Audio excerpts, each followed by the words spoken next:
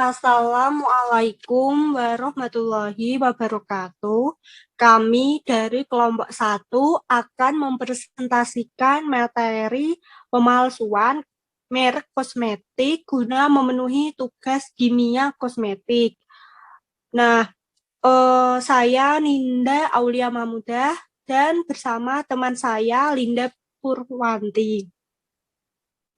Yang pertama yaitu pengertian dari kosmetik. Kosmetik adalah bahan atau sediaan yang dimaksudkan untuk digunakan pada bagian luar tubuh manusia atau epidermis, rambut, kuku, bibir, dan organ genital bagian luar atau gigi dan membran mukosa mulut terutama untuk membersihkan, pewangian, mengubah penampilan dan atau memperbaiki bau badan atau melindungi atau memelihara tubuh pada kondisi yang baik. Selanjutnya yaitu hak merek dagang kosmetik.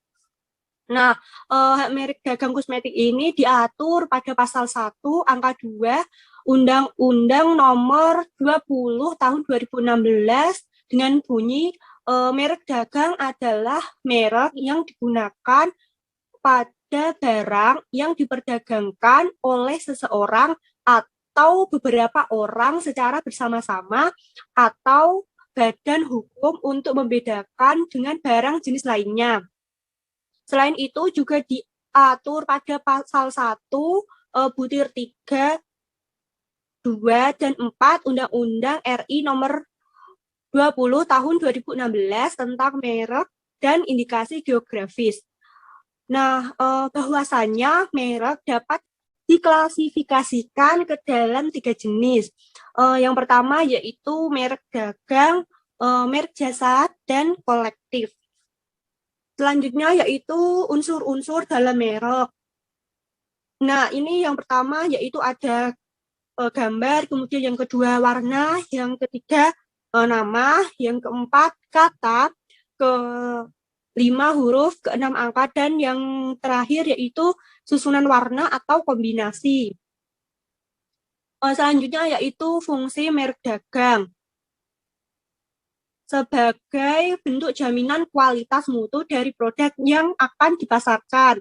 Selanjutnya sebagai alat untuk mempermudah dalam promosi produk sehingga dapat mempromosikan produknya cukup dengan menyebutkan merek saja. Jadi ini mudah dalam mencari produk itu dengan kita menyebutkan nama mereknya saja. Selanjutnya yaitu merek sebagai tanda pengenal untuk membedakan hasil produk yang telah dihasilkan oleh seseorang atau beberapa orang secara kelompok ataupun badan hukum dengan produksi orang lain atau badan hukum yang lain.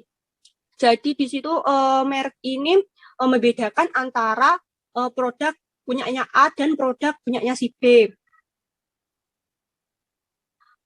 Selanjutnya yaitu pelanggaran hukum terhadap hak merek dagang. Nah, ini diatur pada pasal 10 ayat 2 Konvensi Paris, ditentukan bahwa setiap pembuatan yang bertentangan dengan honest praktik industrial and commercial matter.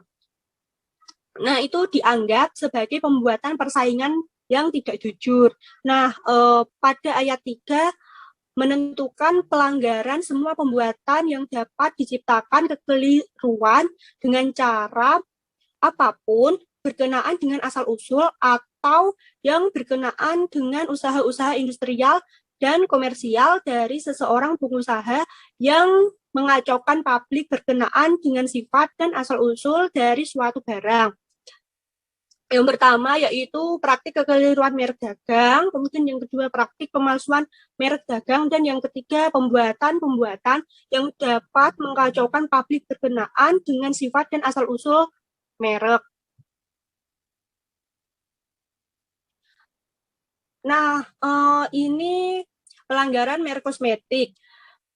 Pelanggaran terhadap merek yang dimaksudkan untuk mendapatkan keuntungan pribadi secara mudah dengan melakukan tindakan meniru atau memalsukan merek-merek yang sudah terkenal di masyarakat tanpa memikirkan hak-hak orang lain. dan hak-haknya itu telah dilindungi sebelumnya. Merek sebagai salah satu bentuk karya intelektual yang digunakan untuk membedakan barang atau jasa yang sejenis yang produksi oleh perusahaan lain. Merek dagang dapat menjadi aset bisnis dan usaha. Merek adalah modal intelektual yang memiliki nilai ekonomi yang dapat ditingkatkan nilainya dalam produk dan teknologi. Merek dagang merupakan kekayaan industri dan juga kekayaan intelektual.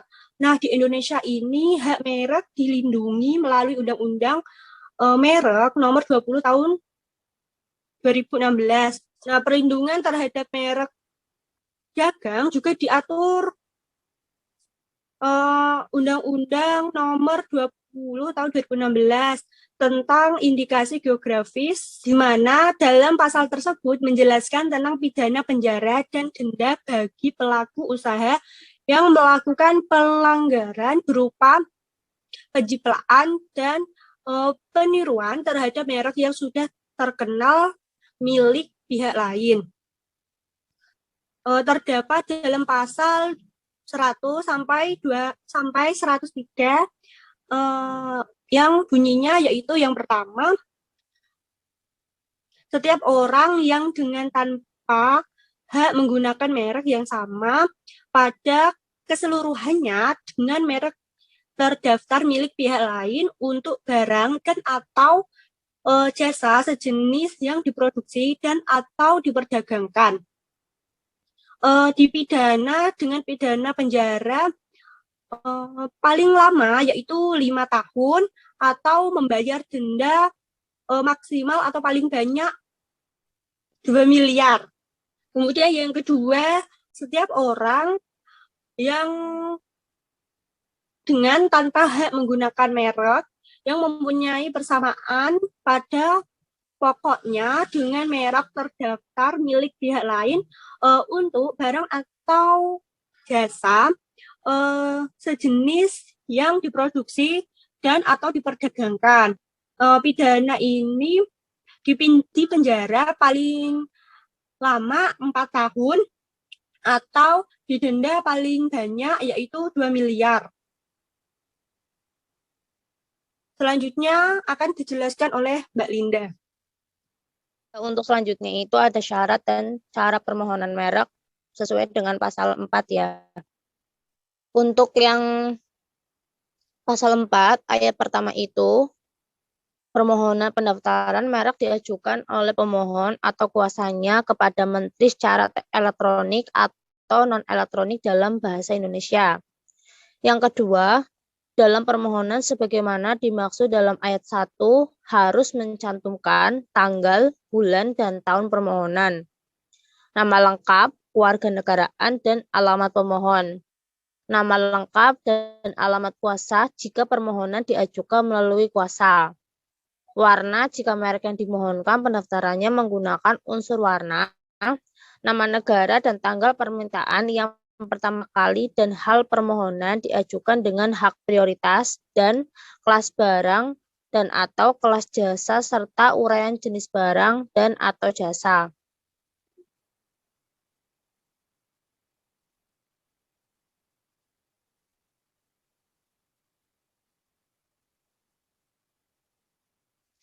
Untuk ayat yang ketiga, permohonan ditandatangani oleh pemohon atau kuasanya. Untuk yang keempat, permohonan sebagaimana dimaksud pada ayat 1 dilampiri dengan label merek dan bukti pembayaran biaya. Untuk yang kelima, biaya permohonan pendaftaran merek ditentukan per kelas barang dan atau jasa. Yang keenam, dalam hal merek bagaimana dimaksud pada ayat 4 berupa bentuk 3 dimensi, label merek yang dilampirkan dan bentuk karakteristik dari merek tersebut. Dan yang ketujuh, dalam hal merek sebagaimana dimaksud pada ayat keempat berupa suara, label merek yang dilampirkan berupa notasi dan rekaman suara.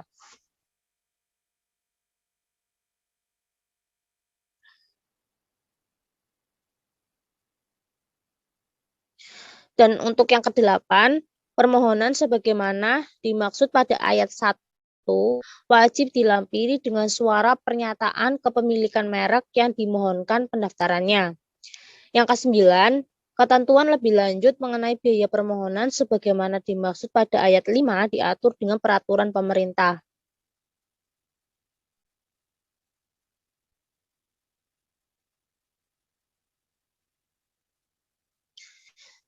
Nah, untuk pemalsuan merek dagang, menurut Kamus Besar Bahasa Indonesia, pengertian palsu adalah tiruan atau duplikasi dari benda yang aslinya. Maka jika dikaitkan dengan barang palsu, yaitu segala sesuatu yang diciptakan baik itu benda ataupun suatu zat dengan meniru atau menggandakan sifat atau wujud, sehingga jumlahnya lebih banyak dari benda atau zat yang aslinya.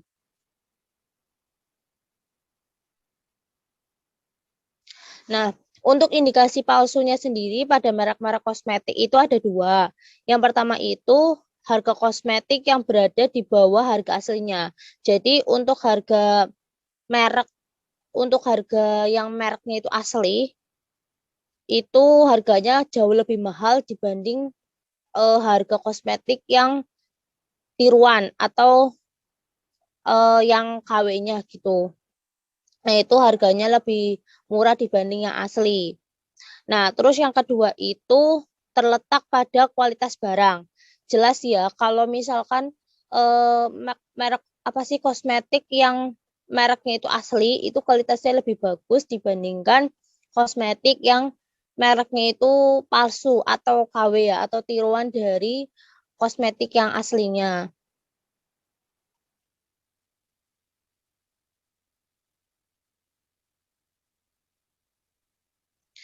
Nah, di sini kami sudah mengambil ya untuk kasus sendiri di pemalsuan merek kosmetik ya yang ada di masyarakat itu terkait kasus industri pemalsuan kosmetik. Jadi kasus industri pemalsuan kosmetik itu terjadi di Jawa Barat. Nah, dari Polda Jawa Barat sendiri itu sudah membongkar industri pemalsuan kosmetik merek yang terkenal di sebuah perumahan di Kampung Kerajaan, Desa Pucung, Kota Baru, Kabupaten Karawang, Jawa Barat.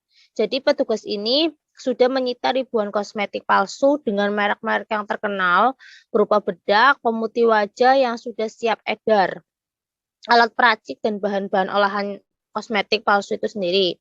Nah, tak hanya itu, pihak polisi juga mengetahui kegiatan peracikan dan pengemasan kosmetik itu tidak memiliki izin produksi dan izin edar yang dikeluarkan Badan Pengawasan Obat dan Makanan atau BPOM Republik Indonesia. Nah, jadi nggak hanya pemalsuan kosmetik ya, tapi di sini juga peracikan dan pengemasannya itu tanpa izin edar. Jadi ilegal ya ini tuh.